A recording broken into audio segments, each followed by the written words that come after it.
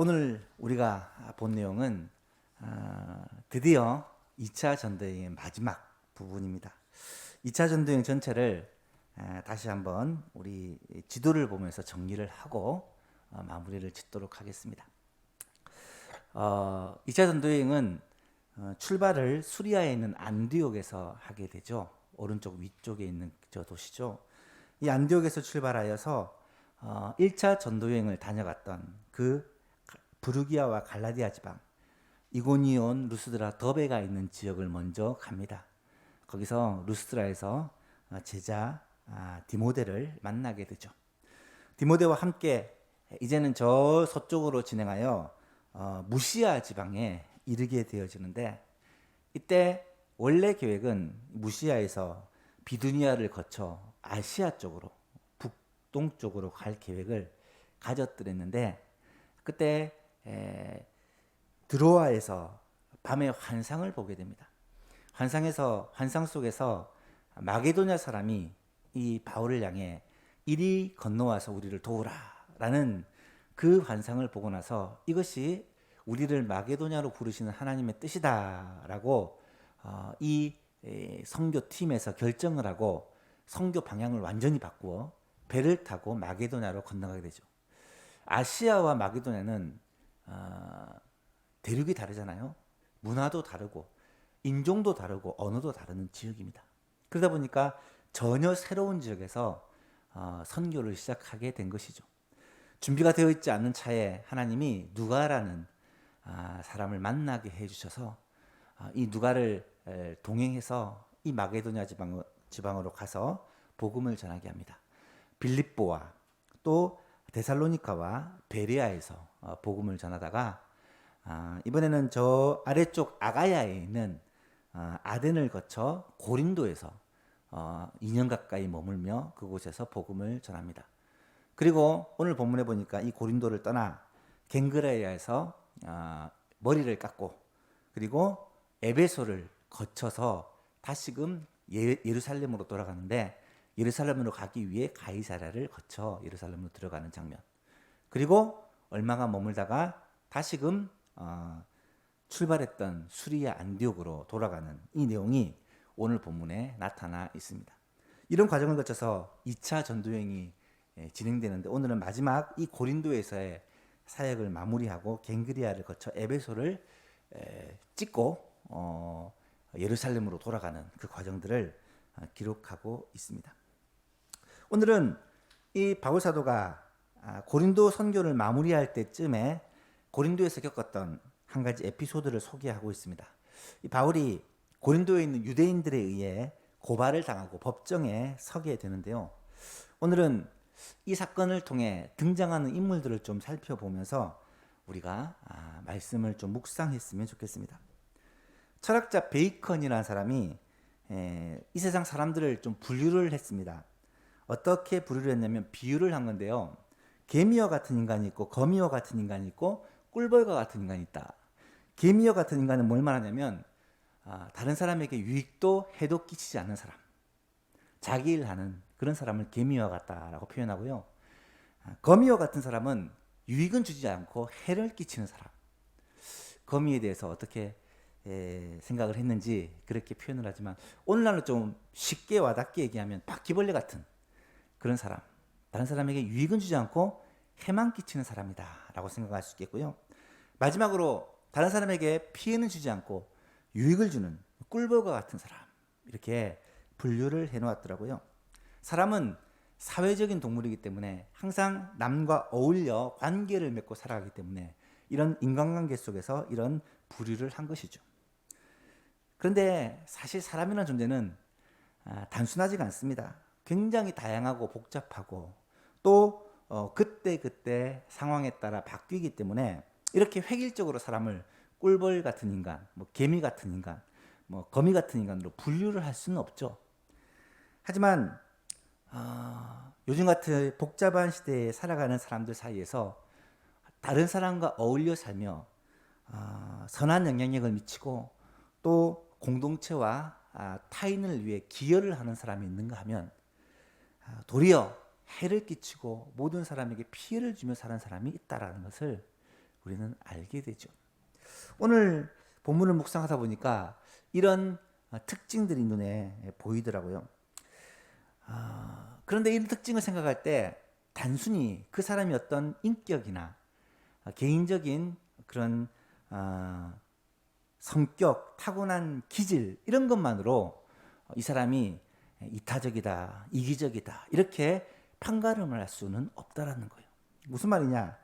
그 사람이 자라온 환경 그리고 사회적인 분위기, 문화 속에서 그렇게 한 사람의 성격과 그 사람의 인격이 갖추어져 가더라는 것입니다.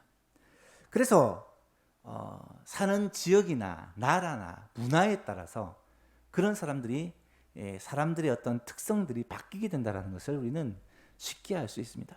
예를 들면 동양적인 문화라고 하면 보통 다른 사람을 신경을 많이 쓰죠. 타인에 대한 배려를 덕이라고 그렇게 배우고 우리는 자라왔습니다. 반면에 서양에서는 다른 사람을 신경 쓰는 것보다는 오히려 다른 사람에 대해 자유와 다양성을 인정하고 관심을 갖지 않고 놓아두는 것을 오히려 그들은 예의라고 생각을 하는 거예요. 그러다 보니까 다른 사람의 형편을 살피고 돌아보고 간섭하는 것을 서양인들은 싫어합니다. 이런 특징들이 지금만 그런 게 아니라 이 당시에도 존재를 했던 것 같아요. 아무래도 바울은 동양인이고 또 그런 문화에서 자라다 보니까 서로에 대한 관심과 또 그런 배려를 배워왔고 이것이 또 성경적인 그런 인격이라고 말할 수 있다면 서양 이방 사상의 영향을 받았던 이 고린도는 특별히 이 아가야 지방은 서양 철학의 영향을 받았던 지역으로 서양 문화와 문물이 시작된 곳이기 때문에 아무래도 합리성과 이성을 바탕으로 하여 다른 사람에 대한 이 간섭을 안 하는 것을 예의라고 생각을 했던 것 같아요. 오늘 대표적으로 한 사람이 나타나는데 이 갈리오라는 총독이 나타납니다.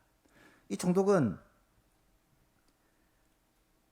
지금 유대인과 바울 사이에 심각한 문제가 생겼음에도 불구하고 또 이 문제가 자기가 관할하는 영역에 내에서 일어났음에도 불구하고 이 문제로 바울 앞 갈리오 앞에 와서 해결해 달라고 그렇게 고발을 하고 있음에도 불구하고 모른 척 하더라는 거예요. 이거는 내 일이 아니다. 내가 할 바 아니다.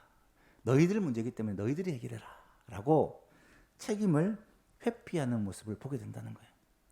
반면 유대인들은 이 바울이 전하는 이 복음을 어떻게든 방해하기 위해 끈질기게 집요하게 이 바울을 흔들고 핍박하고 온갖 방법을 동원하여서 이 복음을 방해하는 일들이 일어나게 되고 바울은 어떻게 합니까? 인종과 언어와 문화가 다른 이 서방 지역까지 가서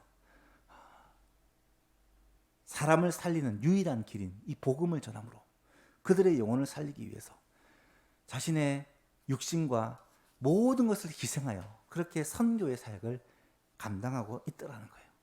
오늘은 이런 다양한 부류의 사람들을 좀 묵상하면서 오늘 우리가 이 땅 가운데서 어떤 모습으로 살아가야 될지를 하나님의 말씀을 통해 한번 생각해 보는 시간이 되었으면 좋겠습니다. 첫 번째로 무관심한 총독 갈리오에 대해서 조금 생각을 해보고자 합니다. 베이컨이 말했던 그 개미형 인간이죠. 나름대로는 열심히 자기 인생을 살아가는 괜찮은 사람처럼 보이지만 다른 사람의 일에는 웬만하면 간섭하거나 개입하지 않는 어떻게 보면 이기적인 오늘날의 이 시대를 살아가는 현대인들의 모습을 보여주는 대표적인 사람이다 라고 말할 수가 있습니다. 12절 13절을 보니까 갈리오가 아가야 총독이 되었을 때에 유대인들이 일제히 일어나 바울을 대적하며 하여 법정으로 데리고 가서 말하되 이 사람이 율법을 어기면서 하나님을 경외하라고 사람들을 권한다라고 고소 고발을 하고 있습니다. 오늘 본문에 보면 갈리오라는 사람이 아가야 지방의 총독으로 부임되자마자 이런 일이 일어난 거예요. 아가야 지방은 우리가 앞에도 살펴보았지만 이 아테네나 고린도나 또 바울이 머리를 깎았던 갱그레아나 이런 지역을 포함하는 제법 넓은 그런 지역이에요. 그런 여러 도시를 포함하는 넓은 지역입니다. 그리고 이 아가야는 특별히 아테네가 포함되어 있고 고린도가 포함되어 있어요. 이 아테네는 정치 문화의 중심지고 이 고린도는 무역과 상업의 중심지라고 말씀을 드렸습니다. 그러다 보니까 굉장히 중요한 지역이라는 거예요. 이 지역에 총독으로 부임될 정도면 굉장히 로마 황제의 신임을 받는 그런 사람이었다라는 것을 알 수가 있습니다. 그런데 이제 새로운 총독이 와서 이 지역에 대해서 파악을 하고 어떻게 이 지역을 통치를 해야 될지 고민을 해야 되는 그 시점에 오자마자 유대인들이 우르르 일어나가지고 이 바울이라는 사람은 심각한 문제를 가진 사람입니다 라고 여러 사람들이 고발을 하는 거예요. 여러분 한번 생각해 보십시오. 총독이 부임을 하자마자 갑자기 다수의 사람들이 일어나서 바울이라는 사람들을 고발하고 이 사람이 큰 문제가 있는 것처럼 얘기를 한다면 총독으로서는 자기가 관할하는 지역에 큰 문제가 있는갑다. 이게 무슨 일인가 관심을 가질 법도 하고 또 많은 사람들이 이 사람에 대해서 고소를 한다면 이 사람이 뭔가 문제가 있는 것 같다라고 그렇게 생각을 할 법도 합니다. 하지만 이 갈리오라는 사람은 이 일에 대해서 매우 철저하게 선을 끊는 모습을 보게 돼요. 왜냐하면 그들이 고소로 고발을 하면서 뭐라고 말했냐면 13절에 보니까 말하되 이 사람이 이 바울이 율법을 어기면서 하나님을 경외하라고 사람들에게 권하고 있다. 지금 이 바울이라는 사람이 유대인들이 섬기는 하나님을 믿으라고 권하고 다니는데 정작 자신은 그 하나님의 율법을 어기고 있다라는 내용이에요. 여러분 한번 생각해 보세요. 지금 갈리오에게 찾아와서 이 한 사람을 고발하는데 이 고발하는 내용이 뭐냐? 결국은 유대인들의 율법에 관한 문제요, 유대인들의 종교에 관한 문제인 거예요. 갈리오는 그 얘기를 듣고 딱 선을 긋죠. 이거는 내가 처리해야 될 문제가 아니고 너희들이 처리할 문제다. 나는 이 일의 재판장이 되기를 원치 않는다 라고 그들에게 선을 그어버리는 거예요. 14절에 보십시오. 바울이 입을 열고자 할 때 이제 바울이 고소를 받았으니까 뭔가 대답을 해야 되잖아요. 입을 열려고 할 때 갈리오가 유대인들에게 말하기를 너희 유대인들아, 만일 이것이 무슨 부정한 일이나 불량한 행동이었다면 내가 너희 말을 들어주는 것이 옳거니와 이것이 만약에 어떤 불법한 일이나 사회 문화적으로 죄가 되는 일이라면 당연히 이 문제를 가지고 재판을 해야 되겠지만 만일 문제가 언어와 명칭과 너희 법에 관한 문제면 유대인들의 종교와 법에 관한 문제라면 너희가 스스로 처리해라. 나는 이런 일에 재판장 되기를 원하지 아니하노라 하고 그들을 법정에서 쫓아내버립니다. 아가야에 부임한 이 갈리오라는 사람은 좀 유명한 사람입니다. 여러분 혹시 스토아 철학자 중에 굉장히 유명한 정치가요 철학자인 세네칼이라는 사람을 들어보셨을 거예요. 세네카라는 이 학자의 형인데요. 이 세네카의 글에 의하면 형 갈리오가 엄청나게 착한 사람이고 유능한 사람이라고 그렇게 칭찬을 하는 글이 나타난다고 합니다. 갈리오는 실제로 온화한 인품에 많은 사람들로부터 존경을 받는 학자였으며 또 당대 최고의 영예라고 말할 수 있는 로마 원로원의 회원이기도 한 그런 대단한 사람이에요. 로마에서는 이런 엄청난 사람을 아가야 지방에 보내어 총독으로 다스리도록 한 것인데 아가야는 이 로마 제국 내에서도 중요한 지역이기 때문에 그만큼 중요한 사람을 파송을 한 것입니다. 그런데 그가 행한 그 갈리오가 와서는 이 고소 고발을 듣고 나서 그 고소를 들어보고 일을 처리하려고 시도조차 하지 않고 이것은 내 일이 아니고 내 영역이 아니다. 너희들이 알아서 처리해라 하고 그냥 기각해 버린 거예요. 무시해 버렸다라는 것입니다. 그러자 어떤 일이 벌어집니까? 17절에 보니까 심각한 일이 벌어집니다.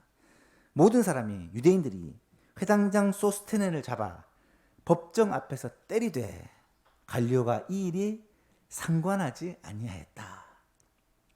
왜 회당장 소스테네를 잡아서 때렸는지 이유가 밝혀져 있지는 않지만 우리가 앞에서 보았듯이 회당장 소스테네도 바울이 전한 말을 듣고 믿었던 사람 중에 한 명인데 분명히 법정 앞에서 지금 불법적인 폭력이 그것도 집단적으로 행해지고 있는데 이 일에 대하여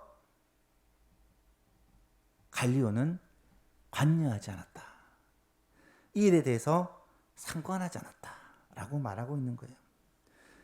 지금 유대인들이 자신이 고발하는 이 문제에 대해서 갈리오가 들어주지 않자 분노를 소스테네한테 그렇게 폭발시키고 있는 거예요. 이거는 정당한 방법도 아니고 폭력적인 방법이고 비이성적인 방법인데 그런 불법을 지금 갈리오는 막지 않고 그냥 내버려 두고 있다라는 것이죠. 왜 그랬겠습니까? 귀찮은 거죠. 이 일에 개입하는 것이 귀찮은 거죠. 이 일은 자기가 감당해야 될 일이 아니라고 생각해서 선을 그어버린 것입니다. 사랑하는 여러분, 성경적인 관점에서 그리스도인의 관점에서 보면 이런 일은 어떻게 보아야 될까? 사실 갈리오라는 사람은 기독교에 대해서는 긍정적인 영향도 부정적인 영향도 주지 않은 사람이에요. 어떻게 보면 갈리오가 이 바울이 전하는 복음에 대해서 조사를 하고 이것이 불법이다 전하지 마라 라고 했더라면 또 많은 핍박을 바울이 받아야 됐을 것인데 오히려 이 일에 대해서 관여하지 않겠다. 너희들이 알아서 처리해라 라고 말함으로 말미암아 어떻게 보면 복음 전파가 더 자유로워질 수도 있는 그런 상황입니다만은 사실 이것은 바울에게 있어서 해도 득도 주지 않은 사람입니다. 그럼에도 불구하고 이 일에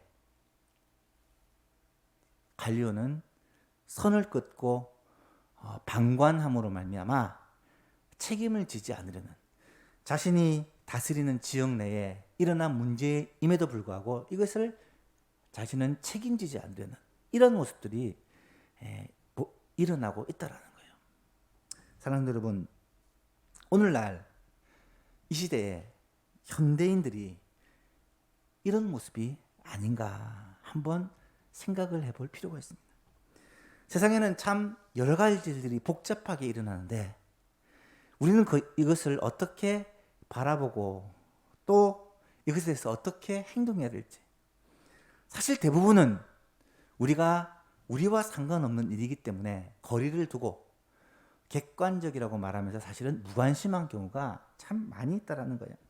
어떻게 보면 이기적인 것이 지혜로운 것으로 생각되어지는 시대가 바로 오늘 이 시대라는 것입니다. 사실 교회에서도 교회 안에서도 그리스도인 안에서도 이런 부분이 있는 것이 사실입니다. 내 삶의 내 영역에 대해서는 터치하지 않기를 원하고 내 삶에 대해서 너무 푸시하지 않기를 원하고 신앙생활을 열심히 하라고 독려하면 귀찮아하는 그런 부분도 사실 없지 않아 있는 것을 우리는 보게 되죠. 뿐만 아니라 다른 사람의 어려움, 다른 사람의 기도 제목을 가지고 정말 내일처럼 위에서 기도해주고 함께 걱정해주고 위해주고 하는 이런 아름다운 정신들이 현대 교회에서 점점 사라져간다라는 것을 저도 느끼고 있고 아마 여러분도 느끼고 있을 거예요. 옛날 정말 한 가족같이 여기고 무슨 문제가 생기면 서로 기도하면서 걱정해주고 함께 이 문제를 해결하려고 했던 그런 모습과는 좀 동떨어진 채 이제 무슨 일이 있으면 그런갑다. 누구에게 무슨 일이 있으면 그런갑다. 라는 정도로 무관심해져가는 우리들의 모습은 아닌지를 한번 돌아보아야 할 것입니다. 여러분, 교회라는 것은 기본적으로 유기적인 공동체입니다. 유기적인 공동체라는 말은 서로가 연결되었다라는 말입니다. 교회는 사랑과 관심과 배려가 생명과도 같은 그러한 공동체입니다. 바울 사도는 교회에 대해서 말하면서 교회는 한 몸이다. 예수 그리스도가 머리이신 하나의 몸이다 라고 설명을 하고, 교회의 각 성도들은 그 몸에 있는 각 지체들이다 라고 설명을 하면서, 만약에 손에 문제가 생기면 이게 손의 문제가 아니라 몸의 문제예요. 머리에 문제가 생기면 이게 머리의 문제가 아니고 우리의 몸의 문제라는 거예요. 교회는 어떻게 보면 한 몸이요, 한 가족과 같은 공동체다라는 것을 우리는 기억해야 한다는 거예요. 교회 안에서도 점점 사라져가는 이런 공동체 의식들, 신앙생활을 단순히 개인적인 문제로 생각하는 이런 부분들은 어쩌면 우리가 이런 말씀들을 통하여 한번 생각해보고 돌아보아야 되지 않을까라고 생각합니다. 교회 공동체에 대해서 가장 깊이 다룬 바울 서신서가 바로 에베소서예요. 에베소 교회는 바울이 가장 오랫동안 목회했던 교회고요. 가장 오랫동안 말씀을 가르쳤던 교회고요. 날마다 두란노 수원에서 2년 이상을 그렇게 교육을 했던 그런 교회입니다. 그러다 보니까 그 말씀이나 그 메시지의 깊이가 있잖아요. 그 에베소서에서 뭐라고 말씀합니까? 에베소 2장에 보니까, 그러므로 이제부터 너희는, 에베소 교회 성도들을 가리키는 말입니다. 외인도 아니요, 외국인도 아니요, 나그네도 아니요, 오직 성도들과 동일한 시민이요 하나님의 권속이라. 하나님의 권속이란 말은 패밀리, 가족이라는 말입니다. 가족이라. 너희는 사도들과 선지자들의 터 위에 세우심을 입은 자라. 그리스도 예수께서 친히 모퉁이돌이 되셨느니라. 건물의 주춧돌이 되셨다는 말입니다. 그의 안에서, 예수 그리스도 안에서 건물마다 서로 연결하여 주 안에서 성전이 되어가고, 여기서 건물은 성도들을 가리키는 표현이고요. 주 안에서 성전이 된다는 것은 교회를 하나의 건물로 형상화시킨 표현이에요. 너희도 성령 안에서 하나님의 거하실 처소가 되기 위하여 그리스도 안에서 함께 지어져 가느니라. 교회가 그런 것이란 거예요. 건물이 교회가 아니라 성도들이 교회인데, 마치 성도들이 한 부분이 되어서 함께 연결되어서 성으로, 집으로 지어져 가는 것처럼 성도들이 그렇게 서로 연결되어서 예수 그리스도의 몸된 교회를, 거룩한 성전을 만들어 간다는 거예요. 그래서 교회는 하나가 될 수밖에 없고 한 몸일 수밖에 없고 한 가족일 수밖에 없다는 것을 강조하고 있는 것입니다. 이어서 4장에 보니까, 그러므로 주 안에서 갇힌 내가 너희를 권하노니 너희가 부르심을 받은 일에 합당하게 행하여 모든 겸손과 온유와 오래 참음과 사랑 가운데서 서로 용납하고, 성도가 그리스도 안에서 모인 이 공동체 가운데 꼭 필요한 우리들의 성품들을 얘기합니다. 겸손과 온유로 하고 오래 참음으로 사랑 가운데서 서로 용납을 하고, 평안에 매는 줄로 성령이 하나 되게 하신 것을 힘써 지키라. 몸도 하나요, 성령도 한 분이시니 이와 같이 너희가 부르심의 한 소망 안에서 부르심을 받았느니라. 사랑하는 여러분, 교회가 이런 것입니다. 몸이 하나고 성령도 하나고, 교회는 한 소망 안에서 함께 부르심을 받은 운명 공동체라는 말입니다. 예수만 교회가 그냥 사람들이 모인 교회, 이 교회 저 교회 중에서 그냥 한 교회, 내가 선택해서 다닐 수 있는 그런 교회가 아니라, 이 교회는 내게 생명을 주고 함께 그리스도의 몸을 만들어가는 그런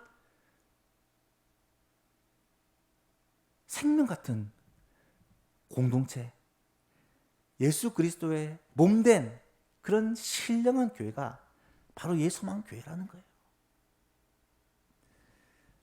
물론 교회가 건물을 이런 곳에서 모일 수도 있고 더 좋은 곳에서 모일 수도 있고 좀 안 좋은 곳에서 모일 수도 있어요. 건물이 교회가 아니고. 물론 교회가 조직이 잘 돼가지고 시스템이 잘 돼가지고 더 활발하게 움직일 수도 있고 그렇지 못할 수도 있어요. 하지만 조직이나 시스템이 교회가 아니고 바로 성도들의 이 모임과 관계와 하나됨. 예수 그리스도께서 우리 안에 거하시고 우리가 그리스도 안에서 하나 되는 이것이 바로 교회다라는 것을 깨닫는다면 교회 안에는 반드시 관심과 사랑과 서로를 향한 봉사와 섬김이 있어야 한다라는 사실을 깨달을 수 있기를 바랍니다. 두 번째로 우리가 주목하는 사람들이 누구냐면 시기와 질투의 상징인 유대인들이에요. 유대인들은 시기 질투에 대해서는 타고난 사람들입니다.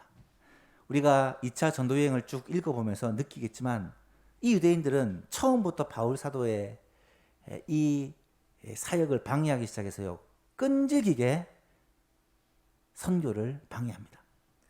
앞에서 우리가 데살로니가에서 어떤 일이 있었습니까? 사도행 17장 5절에 보니까 그러나 유대인들은 시기하여 저자의 어떤 불량한 사람들 시장에서 깡패들을 사와가지고 때를 지어 성을 소동하게 하여 야손의 집에 침입하여 그들을 백성에게 끌어내려고 찾았으나 무슨 말입니까? 바울이 복음을 전하니까 그걸 방해하기 위해 시장에서 소위 깡패들을 사서 와가지고 지금 난동을 일으키는 거예요. 왜? 로마 제국 안에서는 난동을 일으키는 걸 제일 염려합니다. 왜 그렇습니까?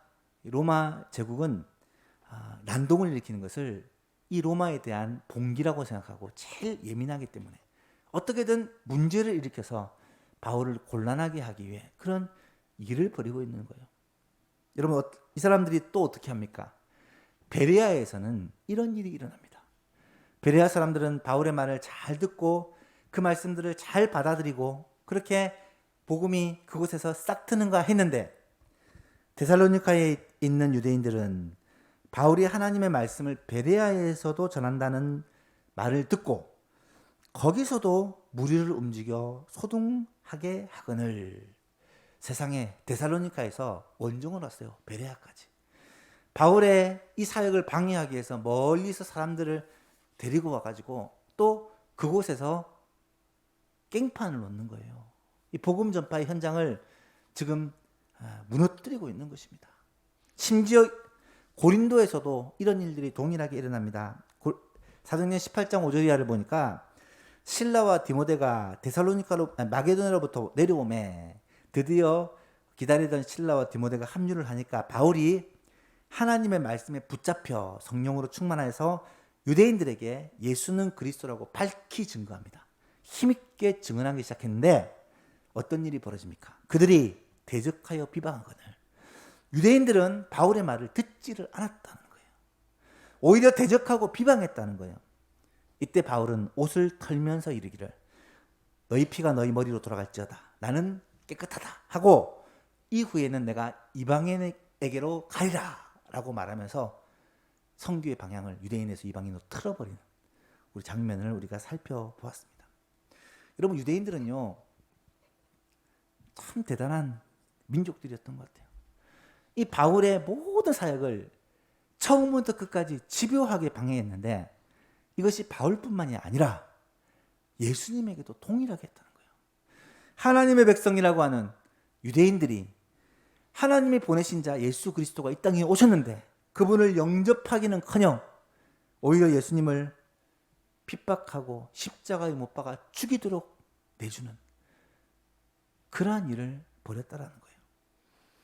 예수 그리스도를 믿는 교회를 유대인들은 끊임없이 핍박하였고 바울의 선교를 끊임없이 핍박하였고 계속해서 시기와 질투를 가지고 문제를 일으키고 없는 죄를 만들고 모함을 일삼고 종교적인 문제를 정치적인 이슈로 만들어서 세상 법정에서 계속해서 핍박을 당하게 하는 일들을 계속했다라는 거예요. 그래서 결국은 어떻게 됩니까? 자기도 죽고 기독교도 핍박을 당하게 하는 그런 어리석은 일들을 행하고 있다는 거예요.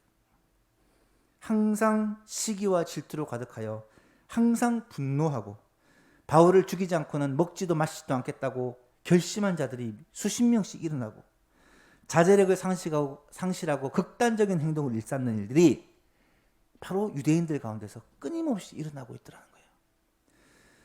여러분, 왜 그들이 이렇게 복음을 방해를 했을까요? 물론 그들이 가지고 있던 율법과 이 복음의 그 종교에 대한 기득권을 빼앗기지 않기 위함이기도 했고, 당시 예수 그리스도가 전한 이 복음으로 말미암아 전 세계의 사람들이 하나님께로 돌아오는 것을 보고 유대인들은 이방인들이 지옥의 땔감이요 멸망받을 사람인데 그들이 복음을 듣고 하나님의 백성이 된다는 것을 도무지 용납하지 못하였을 뿐만 아니라 결정적으로 그들 가운데 미움과 분노를 일으키고 모든 악을 행하게 하는 사탄의 역사가 이 유대인들 가운데 있었기에 이런 일들이 벌어졌다라는 것을 알 수가 있죠. 그들은 말도 통하지 않고 상식도 통하지 않고 무조건 자기만 생각하고 자기 입장만을 말하는 그런 해를 끼치는 사람들, 아까 얘기했던 바퀴벌레와 같은 그런 사람들이 어쩌면 이 유대인들의 모습이 아닌가라고 생각을 해봅니다. 여러분, 문제가 무엇인지 아십니까? 그런 사람들이요 오늘날 생각보다 많다라는 것이 문제예요. 이 세상 가운데는 사단에게 사로잡혀서 악을 행하면서도 그게 악인 줄 알지 못하고 이성과 판단과 배려와 상식을 무시하고 오직 자기만을 위해서 거짓과 남에게 패끼치는 것을 개의치 않는 악한 무리들이 생각보다 많다는 거예요. 그런 사람들이 개인일 수도 있고 단체일 수도 있고 심지어는 한 나라가 그런 일을 행하는 경우도 참 많다는 거예요. 정말 안타까운 일이죠.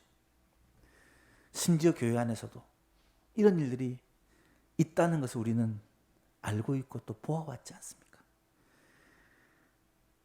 교회 안에서 끊임없이 문제를 일으키고 목회자들과 성도들을 시험에 빠지게 하고 힘들게 하고 교회를 무너뜨리는 일들이 현대사회에서 얼마나 많이 일어나는지 모릅니다. 감사하게도 우리 교회는 아니에요. 하나님은 우리를 피스메이커로 부르셨는데 트러블 메이커가 되는 사람들이 교회 안에 참 많다라는 것을 우리는 잘 알고 있습니다. 제가 거쳐온 교회들의 대부분 다 규모가 있는 교회다 보니까 좋은 사람도 많았지만 꼭 문제가 되고 교회를 힘들게 하는 사람들이 있었다라는 것을 저는 잘 알고 있습니다. 사랑하는 성도 여러분, 여러분은 절대로 교회 안에서 트러블 메이커가 되지 마시고 피스 메이커가 될 수 있기를 축복합니다. 그리스도의 몸을 세우고 교회를 유익하게 하고 성도들에게 힘을 주고 성도들에게 유익을 주는 그런 사람이 되어야지 우리가 가는 곳에 항상 다툼이 있고 나눔이 있고 고통이 있고 시기와 질투와 문제가 있는 그런 유대인들과 같은 바퀴벌레와 같은 그런 사람이 한 명도 없기를 주님의 이름으로 축복합니다. 하나님께서 우리를 부르신 목적은요, 축복의 통로로 부르신 거예요. 복을 주시기 위해 부른 겁니다. 아브라함에 대해서 우리가 주일 오전 예배 시간에 계속해서 살펴보고 있는데 하나님이 아브라함을 부르실 때 어떻게 부르셨습니까? 창세기 12장에 보니까 내가 너로 큰 민족을 이루고 큰 민족을 이루는 것이 당신은 최고의 복이에요. 내가 복을 주어서 내 이름을 창대하게 하리니 이름을 창대하게 만들겠다. 명예를 아주 너의 이름을 창대하게 만들어주겠다는 게 최고의 복입니다. 너는 복이 될지라. 이 표현이 정말 재밌는데 너 자체가 복 덩어리가 될지라는 말이에요. 하나님은 아브라함을 그렇게 부르십니다. 그러면서 뭐라고 말씀하시느냐? 너를 축복하는 자에게 내가 복을 내리고 너를 저주하는 자에게는 내가 저주하리니. 이것도 참 재밌는 표현인데요. 너를 축복하는 사람들에게는 내가 복을 내리고, 이 복수형으로 되어 있는데, 너를 저주하는 자에게는 내가 저주하리니. 이건 단수형으로 되어 있어요. 이게 히브리어 문법을 공부해 보면 정말 이런 게 재미있어요. 하나님께서는 너를 축복하고 너를 도와주는 사람에게는 하나님께서 복을 주시지만, 너를 저주하고 너를 힘들게 하는 사람은 하나님께서 한 명 한 명 가서 갚아주겠다. 뭐 그런 의도로 주신 말씀인 것 같아요. 그러면서 땅의 모든 족속이 너로 말미암아 복을 얻으리라. 이 말은 너가 복의 통로, 축복의 통로가 될 것이다 라는 하나님의 약속의 말씀입니다. 이 말씀을 듣고 아브라함이 하나님의 말씀에 순종해서 온 거예요. 사랑하는 여러분, 이 자리에 앉아있는 모든 성도님들, 또 예수만교회 모든 성도님들은 아브라함처럼, 바울처럼 복의 통로가 되는, 축복의 통로가 되는, 절대로 유대인들처럼 트러블 메이커가 되고 문제를 일으키고 시기와 질투로 말미암아 발목을 잡는 그런 분이 한 분도 없게 되기를 주님의 이름으로 축복합니다. 마지막 세 번째로 다른 사람을 유익하게 하는 이 바울에 대해서 한번 생각해 보았으면 좋겠는데요. 방금 말씀드렸던 그 축복의 통로가 누구냐? 바로 사도 바울이 그랬다는 거예요. 18절 말씀해 보니까 바울은 고린도에서 더 여러 날 머물다가 형제들과 작별을 하고 배 타고 수리아로 떠납니다. 수리아라는 것은 이제 지도가 없죠.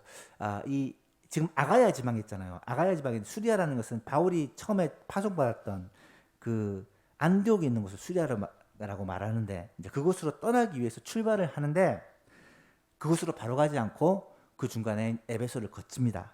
그런데 가기 전에 일찍이 떠날 때 브리스길라와 아굴라도 바울과 업이 같아서 같이 일했던 사람들이죠. 이 사람도 바울과 함께 동행을 한 거예요. 이 배를 타고 떠나는 일에 동행을 한 것입니다. 그리고 바울이 일찍이 서원이 있으므로 갱그레아에서 머리를 깎았다라는 기록을 하고 있습니다. 여러분, 바울이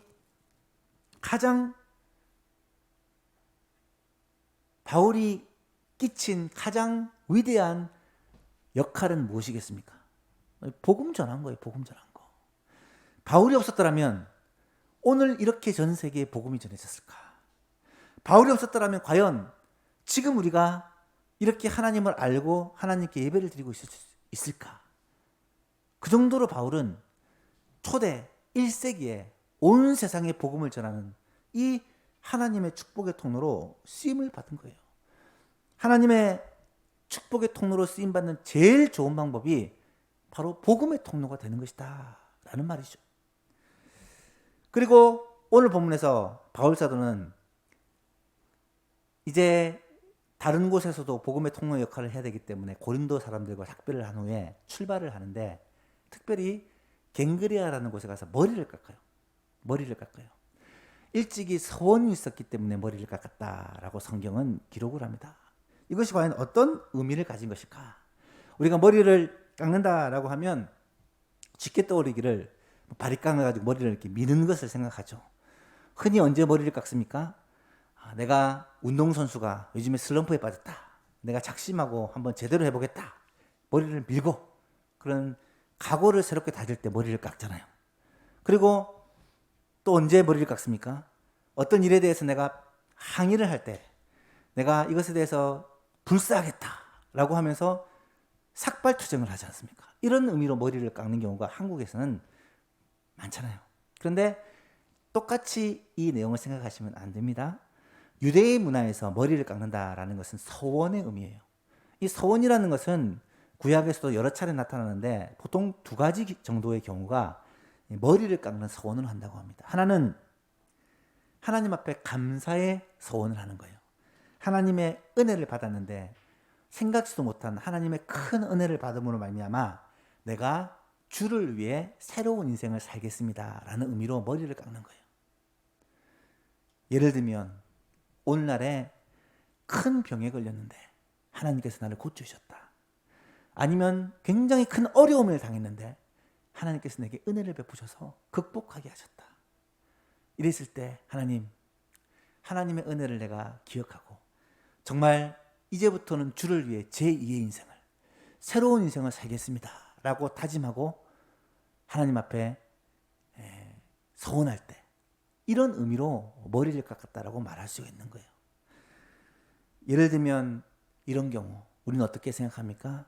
하나님의 은혜로 말미암아 내 문제를 해결해 주시고 내 질병을 고쳐주시고 나의 이 사업의 문제 또 나의 이 자녀의 문제를 해결해 주셨으니까 내가 제2의 인생, 새로운 인생을 살다는 마음으로 정말 주님을 위해서 헌신하며 살겠습니다 라고 다짐하는 그런 다짐이다 라고 말할 수가 있고요.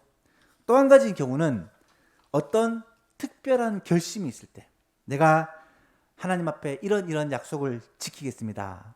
하나님 내 기도를 들어주십시오.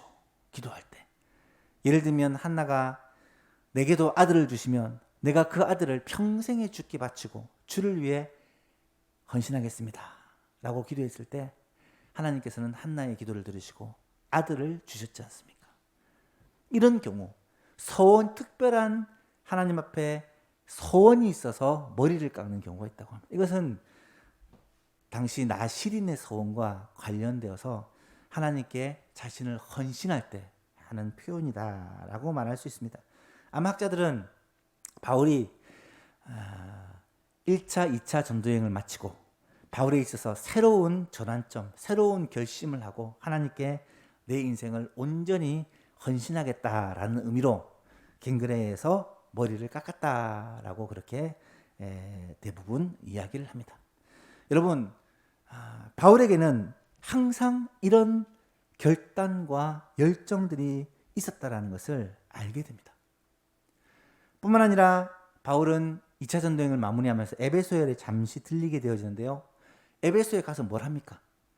19절에 보니까 에베소에 와서 그들을 거기에 머물게 하고, 그래서 그들은 앞에서 말한 브리스길라와 아굴라 부부를 말하는 거예요.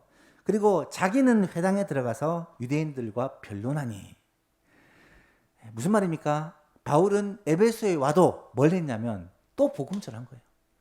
바울은 어디를 가나 자신이 할 수 있는 유일한 사명이자 자신의 목숨을 걸고 모든 것을 다해서 하는 일, 복음 전하는 일. 에베소에 가서도 또 유대인의 회당을 찾아 복음을 전했는데, 지금까지 바울이 다녔던 모든 지역에서 항상 유대인의 회당을 찾아 복음을 전할 때 어떤 일이 벌어졌나요? 박해가 있었다는 거예요. 핍박이 있었다는 거예요. 그걸 알기에 바울은 브리스길라와 아굴라를 숙소에 놓아두고 자기 혼자 유대인의 회당에 가서 복음을 전했다는 거예요. 어려움과 핍박이 있을 것을 알았기에 이것은 내가 하나님 앞에 짊어져야 될 나의 짐이고 십자가라는 걸 알기에 바울은 이것을 다 극복하고 내 사명을 감당하겠다라는 마음으로 하나님 앞에 결단하고 서원하고 그 일을 또 하고 있는 거예요. 2차 전도여행이 그렇게 마무리가 되지만 그것으로 끝나지 않고 바울은 다시금 이 에베소에 오겠다라고 말한 후에 다시금 3차 전도여행을 이 에베소에 와서 본격적으로 하고 있는 것을 우리가 다음 시간에 살펴볼 것입니다. 여러분, 이 바울의 인생을 보면요, 정말로 자신의 인생을 온전히 하나님께 드리고 또 다른 사람의 유익을 위해서 자신의 몸과 시간과 물질과 모든 것을 헌신한 그런 사람이라는 것을 우리는 살펴보게 됩니다. 사랑하는 여러분, 바울에게는 참 많은 사람의 복이 있었어요. 인복이라고 하죠. 아까 우리가 살펴보았지만 디모데도 붙여주셨고요, 누가도 붙여주셨고요, 브리스길라와 아굴라 같은 신실한 사람, 이들은요 바울을 위해서 자기의 눈이라도 빼주었을 정도로 정말 신실한 동력자들이었어요. 그런 사람들이 참 많아요. 우리가 생각할 때 바울은 복도 많다, 왜 이런 돕는 자들이 많았을까라고 생각하지만, 여러분, 하나님을 위해서 온전히 자신을 드린 사람에게는 하나님께서 믿음의 동력자들을 붙여주시는 줄로 믿습니다. 하나님께서 함께 할 수 있는 사람들을 붙여주세요. 그래서 공동체를 이루고 주님께 맡긴 사명들을 감당해낸 거예요. 사실 인복이라는 것은 하나님이 주시는 것이지만 내가 좋은 사람이 되지 않으면 결코 좋은 사람이 나를 따라오지 않습니다.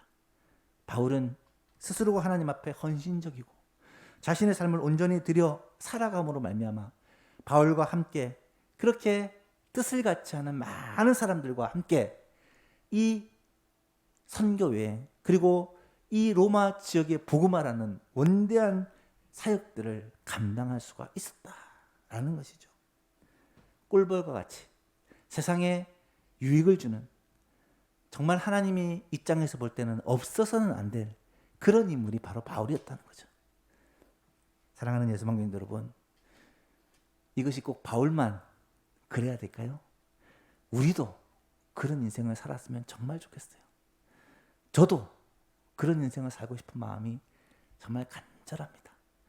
이 자리에 계신 모든 성도님들도 바울과 같이 정말로 다른 사람에게 없어서는 안 되는, 이 시대에 없어서는 안 되는, 이 공동체에 이 나라와 이 민족 가운데 없어서는 안 되는 그러한 소중하고 필요한 사람이 되어 축복의 통로로 하나님께 귀하게 쓰임받을 수 있기를 주님의 이름으로 축복합니다.